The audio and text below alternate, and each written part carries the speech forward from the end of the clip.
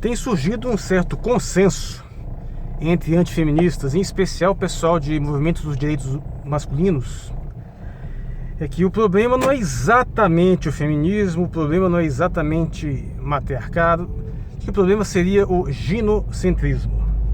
E é preciso entender o que seria isso, porque a palavra ginocentrismo admite pelo menos duas acepções bastante diferentes. Aliás, qualquer centrismo admite essas duas acepções. E o que está havendo nessa tentativa de discussão, porque nem discussão é que o pessoal está simplesmente tropeçando na imprecisão do termo. E assim não consegue chegar nem exatamente no cerne válido da discussão. Eu sou o Marcos Valério XR, hoje é o dia 28 de outubro de 2020. E vejamos, uma coisa qualquer, um antropocentrismo, um ginocentrismo, um teocentrismo, o que isso significa? Significa que há um centro em torno do qual as coisas se organizam. Só que isso pode ir em direções completamente diferentes, porque esse centro em si pode ser o centro de poder, ou o centro de onde deriva a autoridade, ou não. Pode ser apenas o centro das atenções, o centro para o qual as coisas se voltam, em torno do qual elas giram, mas que não exatamente é a fonte de poder. E isso é muito sutil. O que significa que o ginocentrismo pode ser entendido de duas formas. Você pode entender, sim, que as mulheres na civilização, na sociedade em geral, são de uma certa forma o poder gerador, aqueles que de fato exercem algum grau de autoridade, ainda que de uma forma inusitada, uma forma sutil, uma forma indireta. Ou poderia ser apenas o valor em torno do qual as coisas se organizam, o centro das atenções. Ou seja, há uma diferença entre uma coisa ser o centro do poder e uma coisa ser o centro do desejo. Às vezes a situação se mistura quando é o poder em si. Por exemplo, a civilização gira em torno do dinheiro, da riqueza, porque a riqueza tanto é a coisa que se deseja quanto é o poder em si. Mas as coisas nem sempre são assim. Por exemplo, hoje poderia-se dizer que dos grandes insumos, das riquezas mais cobiçadas, o petróleo ocupa um lugar de extrema importância. Se não exatamente ainda é, mas pelo menos há pouco tempo atrás foi uma espécie de centro dos interesses financeiros. Mas não era sempre assim. Houve tempo que o petróleo não valia nada. Então a sociedade não pode ser oleocêntrica desde sempre. E sendo assim, ele não poderia ser, claro, a fonte primária do poder. Ele passou a ser uma coisa na direção da qual a sociedade se organizou e pode deixar de ser a qualquer momento. Não só pela sua escassez, ou como surgir novas tecnologias que o tornem indispensável. Ou seja, a sociedade vai continuar orbitando em torno da riqueza, tanto como no sentido de objeto de desejo, quanto centro gerador de poder, mas não exatamente dessa riqueza em especial. Só que, evidentemente, mulheres sempre existiram. E eu usei isso só para ilustrar que há essa distinção, essa sutileza. O que é, então, esse ginocentrismo? Significa que as mulheres estão no centro do poder ou que elas simplesmente são o centro das atenções? Eu sou tentado a crer que é o segundo caso. E eu acho que até que a maioria das pessoas tende a entender dessa forma. Mas o simples modo de se usar essa palavra tende a gerar uma certa confusão. Porque o fato de alguém estar até numa condição de privilégio não significa que essa pessoa necessariamente detém o poder. Por exemplo, vamos fazer a analogia com crianças. A gente pode facilmente dizer que a nossa sociedade é efebocêntrica, né? Ou pedocêntrica. Elas giram em torno das crianças. Por quê? Porque se a sociedade não tiver essa preocupação primordial, ela acaba. A gente tem que estar sempre dando prioridade a crianças, mandando recursos para a educação, para a saúde infantil, para as políticas reprodutivas, A sociedade que não fizer isso de uma forma bastante enfática, ela não tem futuro. E as sociedades menos desenvolvidas, em grande parte, porque não conseguem fazer isso e ficam sempre no estágio aquém de maior desenvolvimento. Mas isso significa que as crianças estão no poder? Então, nesse sentido, haveria essa ambiguidade nesse conceito de ginocentrismo. E eu acho que, de uma certa forma, as duas coisas se confundem e se aplicam ao mesmo tempo, mas em graus diferenciados, variando a situação. Da mesma forma, a sociedade que não colocar mulheres no centro de atenção especial, especialmente no sentido de protegê-las, não tem muito futuro. Se o índice de mortalidade feminina, mortalidade precoce, for comparável ao masculino, a sociedade ela não se desenvolve, ela corre risco de se extinguir. E a grande sacada do patriarcado foi exatamente circunscrever as mulheres numa esfera de segurança que permitiu que a sua mortalidade diminuísse e também diminuísse a mortalidade infantil. E aí as populações aumentaram e elas prosperaram. Mas o fato de você organizar a sociedade toda no sentido de proteger mulheres não significa que elas estão no poder, embora também possam estar. Bem como o fato de você estar numa posição de poder não quer dizer que você se coloque numa posição privilegiada, que aliás é a afirmação falsa que o feminismo faz o tempo todo. É óbvio que os homens estão na maioria das posições de poder socialmente estabelecidas, pelo menos nas posições evidentes. E eles estão utilizando esse poder sempre em benefício próprio? Não! É aí que está a grande mentira feminista. Pelo contrário, não existe um benefício generalizado que os homens promovem para os homens em si. Existe um benefício para a sua família, para o seu segmento social, para o seu partido, para a sua religião, para o seu país, mas não para homens de uma forma em geral. Pelo contrário, existe uma disputa feroz entre eles, dos quais um grupo não existe e exterminar o outro, se for preciso. Só que eles exterminam os homens, que duas tribos, principalmente nas guerras primitivas, fazem. Quando uma derrota a outra, mata os homens e fica com as mulheres. Ou seja, as mulheres são um recurso desejado, elas são um centro de atenção. Mas de uma certa forma esse comando hierárquico ainda é masculino. Então, em que sentido que o ginocentrismo é um problema?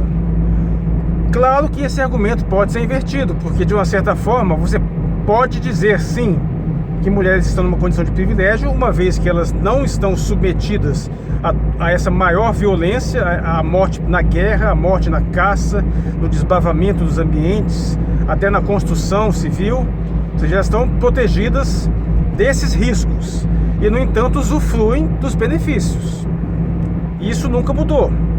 A maior parte da riqueza produzida mundialmente continua sendo produzida diretamente por homens, de todos os setores essenciais, sem os quais os recursos secundários não funcionam. Geração de energia, mineração, extração de petróleo, tudo isso, se você cortar isso, toda a cadeia produtiva para. Desenvolvimento de tecnologias, e isso é esmagadoramente dominado por homens. É difícil quantificar, mas eu diria que a riqueza do mundo, ela é produzida com certeza pelo menos 3/4 por homens. Não quer dizer que as mulheres estão inseridas, mas estão inseridas mais em setores secundários.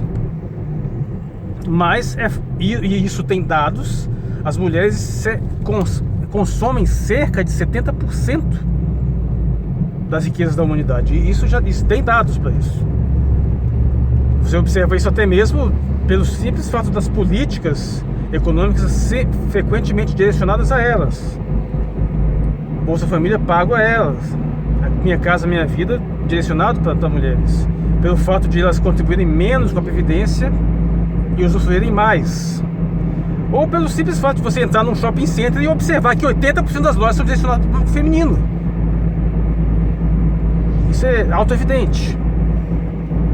Ou seja, há uma maior produção de um lado, pelo lado masculino, e um maior consumo pelo lado feminino. Se você for fazer uma analogia com o sistema de dominação social, o escravismo é evidente. seriam os escravos que produziriam a maior parte das riquezas para serem consumidas em sua maior parte pelos senhores. Então essa analogia permite você ler essa relação de gênero pelo polo absolutamente oposto ao que o feminismo faz. O feminismo, curiosamente, frequentemente usa essa analogia de homens e mulheres como escravos e senhores, mas ela não tem nenhum ponto em comum, a não ser essa evidência mais direta, que de fato os senhores dos escravos estão mais nas posições de poder mais específicas. E no caso os homens também estariam, mas até essa é cheia de contra-exemplos, porque você sempre teve também ao longo da história mulheres em evidente posição de poder, ao ponto que isso não se aplica numa condição, numa sociedade escravista. Você não vê os escravos em posição de poder, pelo menos não em relação aos senhores. Ele pode estar até numa posição de poder sobre os outros escravos, mas jamais em relação aos seus senhores. Então a relação, fazer um comparativo de homens e mulheres com uma relação de trabalho, onde o explorador do trabalho e aquele que executa o trabalho, é completamente furado. O feminismo, esse talvez seja um dos principais motivos porque ele é uma fraude monumental, porque ele usa um discurso parecido com esse, inclusive com aquela máxima de que a primeira relação de trabalho, de dominação, é de homens e mulheres, e daí ele está em todas as outras, e isso é falso. Eu espero que seja evidente porque é falso. Se você pensar um pouquinho mais, você entende que isso é falso. E como que se aplica? Voltando à questão do ginocentrismo mais especificamente, tem uma divisão de trabalho. Existem atribuições que são dadas preferencialmente a mulheres, primeiro aquelas que já são naturalmente femininas mesmo, que é a reprodutiva, e todas aquelas que estão diretamente ligadas ao suporte reprodutivo, suporte familiar e o suporte doméstico. Então a divisão de trabalho é clara. Há sim desvantagens para as mulheres nessa situação, mas há uma série de vantagens a começar para garantir a proteção das suas próprias vidas, que sempre foram priorizadas. Sempre, em qualquer contexto, situação, as guerras, os conflitos mataram preferencialmente e esmagadoramente mais homens. Aquele ponto, as mulheres são as vítimas preferenciais de violência sexual, mas os homens são as vítimas preferenciais de violência letal. Então, nesse sentido, o que significa afirmar que mulheres estão no centro da sociedade? Que elas estão no centro do poder? Ou no centro das atenções, dos cuidados? Evidentemente, isso poderá ser invertido pelo famoso argumento matriarcal, né?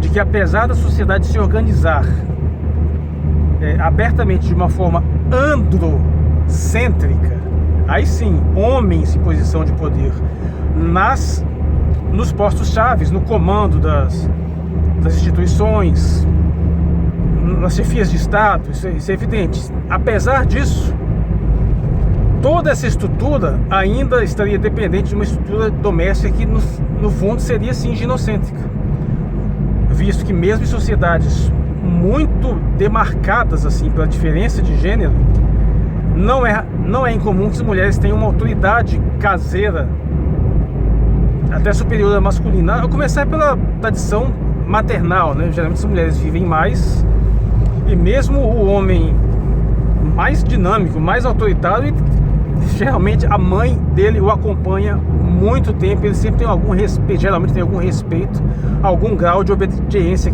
à mãe, pelo menos em algumas questões.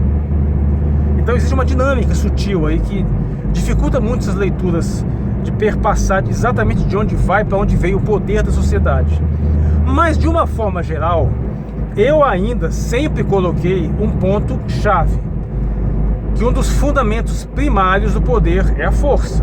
E a força física é o fundamento primordial. Então, nesse sentido, você pode dizer que a sociedade se assenta primordialmente na força física. E isso coloca os homens em posição de evidente vantagem. Eles são fisicamente mais fortes. E a situação só não é mais drástica porque eles estão frequentemente lutando entre si, frequentemente de forma letal. É fácil jogá-los uns contra os outros. Mulheres podem fazer isso com muita facilidade. E aí tem uma sutileza. O poder está na força bruta em si ou na manipulação dessa força. Em suma, o que estou querendo dizer é que não é tão fácil dizer quem realmente está Se existe um dos gêneros numa posição de privilegiada central, esse aqui é o que manda, é o que faz, não é fácil dizer isso, é confuso. Isso se perpassa de várias formas, inclusive inconscientes. Você pode ter até um grupo no qual um gênero acha que está claramente no poder e de repente não é exatamente isso que ele pensa. E também é fácil inverter os argumentos para os dois lados. Ao mesmo tempo que você pode dizer, não, as mulheres estão na condição de privilégio tal, por causa disso, por causa daquilo. Mas por outro lado, essa situação de risco maior que os homens correm também obedece ao interesse deles próprios. Eles querem se arriscar. Então, percebe tanto que é complexo. Num certo sentido, que as mulheres estão numa posição de privilégio, de serem privilegiadas em termos de segurança física, é evidente que a sociedade é ginocêntrica. Acho que não tem como... A sociedade que não colocar as mulheres num grau de cuidado especial não vai durar muito tempo. E não tem como ser diferente. Então, nesse sentido, sim, ela é ginocêntrica. Mas disso você permite dizer que elas estão no poder, aí é muito mais complicado. E eu diria que não. O poder é bem mais ambíguo. No fundo, eu abandonei há muito tempo essa pretensão de dizer que existe um sexo privilegiado. Que esse aqui está numa situação muito melhor. Existe em alguns aspectos. É claro que em alguns aspectos uns têm privilégios, mas de uma forma geral não. Eu acho que está meio que empatado. Tem o lado positivo e negativo nos dois casos. E isso, claro, vai frustrar um pouco das leituras mais masculinistas, ou direitos dos homens, que sempre tentaram colocar isso de uma forma muito enfática, mas vai frustrar mais ainda a pretensão feminista de falsificar completamente a realidade. Então, sim, do ponto de vista de priorizar as mulheres, a sociedade é ginocêntrica. Só que não tem como ser de outra forma.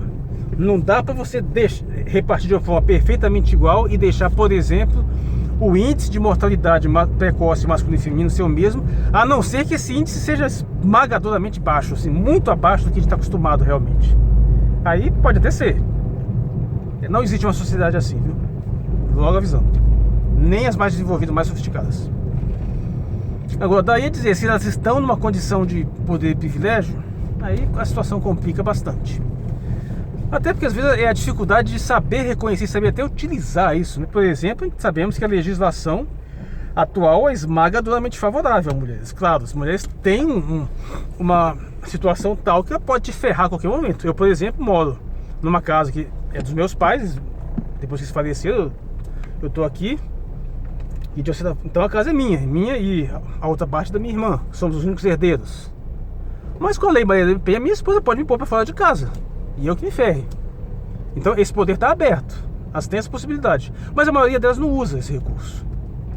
Da mesma forma como o homem tem uma força física superior, e na maioria das vezes ele não está usando esse recurso. Por mais que isso tenha uma retaliação. E o fato mais evidente de que da opção masculina é uma fraude absoluta, é o fato que se fosse assim, os homens se uniriam e esmagariam qualquer possibilidade de privilégio feminino.